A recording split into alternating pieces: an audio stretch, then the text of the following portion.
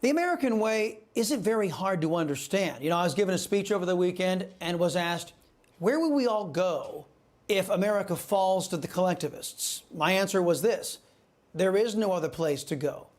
The United States has been that beacon, that shining city on a hill where individual rights have been preserved to the greatest degree possible, consistent with a civilized society.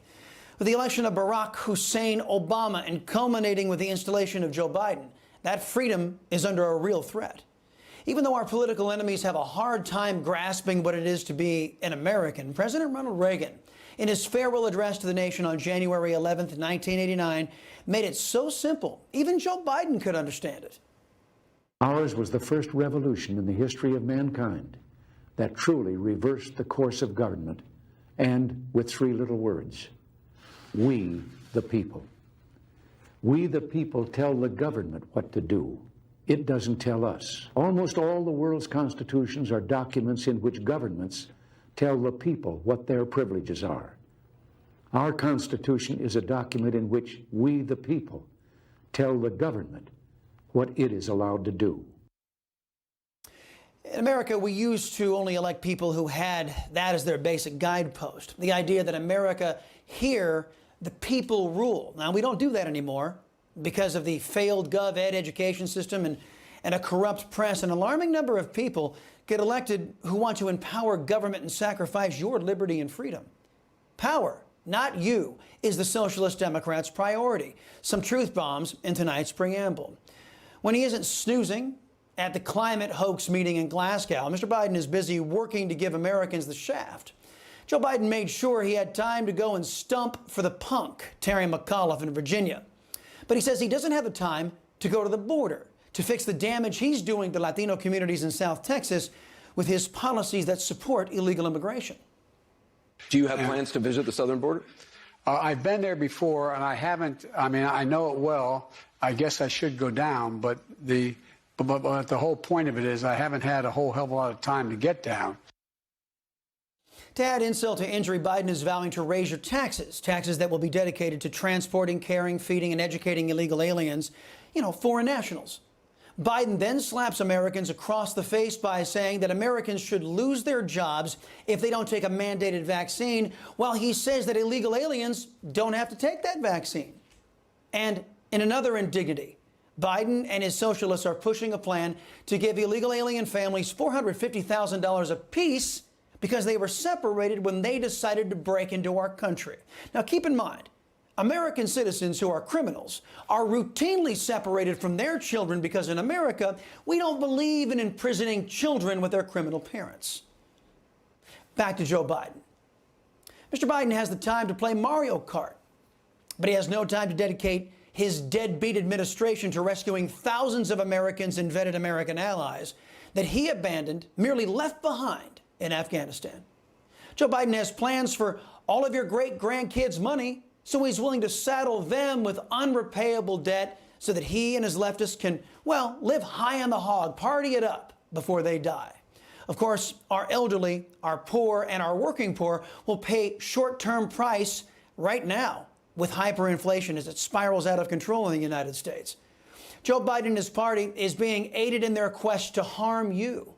The reprobates in the Lincoln Project have decided that they are all in with putting America last. The liars in this group, who laughingly claim to be Republicans, tried to link the Glenn Youngkin campaign to the Unite the Right organizers from about 4 years ago. It was a childish and underhanded maneuver worthy of socialist Democrats. 4 years ago, the Chris Salcedo Show may have been the only media outlet in this entire country that actually interviewed conservatives who were duped into attending that so-called rally.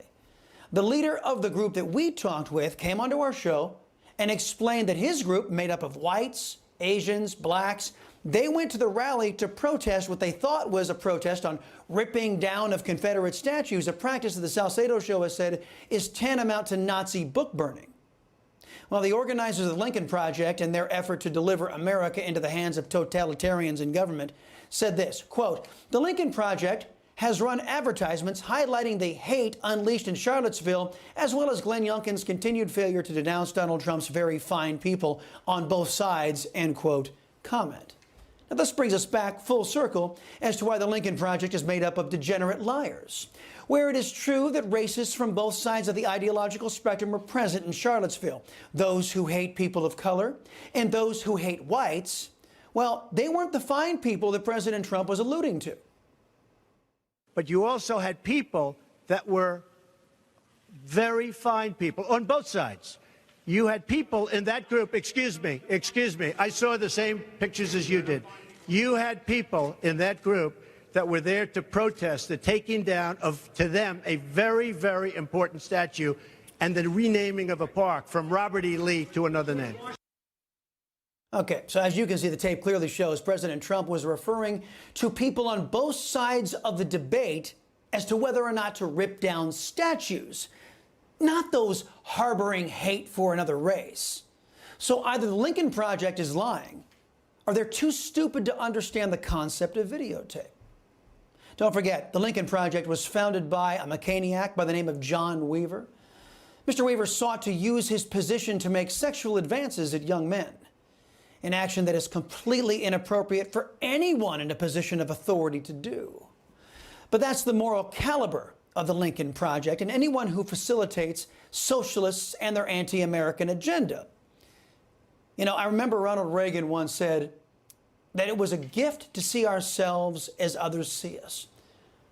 I want you all to see how the world sees Joe Biden, the Socialist Democrats, and the Never Trump Republicans, who are using that empty shell of Mr. Biden to hollow out this country. Let's dive into this week's edition of What in God's Name is Joe Biden trying to say? No little expression, time is money. As one computer said, if you're on the train and they say Portal Bridge, you know you better make other plans. Let's go over what he just said there. Let's just not ignore that. Let's go over it. As one computer said, if you're on the train and they say Portal Bridge, you know you better make other plans. Notice how the foreign press won't hide the truth about this bumbling buffoon from their viewers the way that CNN, MSNBS, ABC, CBS, ABC, and other so-called news outlets do here in America? Leave that to one side and see what else the president said this week. In fact, we're taking a page from Terry's book when he was governor and when he'd be governor next time. We're emerging from this pandemic. We want to expand pre-K for 3- and 4-year-olds, millions of pre-K students. This man needs a retirement home and a warm bowl of soup, not access to the nuclear codes. The legacy of Joe Biden might be this. He allowed himself to be used as a vessel to bring down the greatest nation that existed on this planet, aided by socialist Democrats, Never Trump Republicans, and a debaucherously corrupt press. These people let a complete fool steal your rights from you to secure their own power.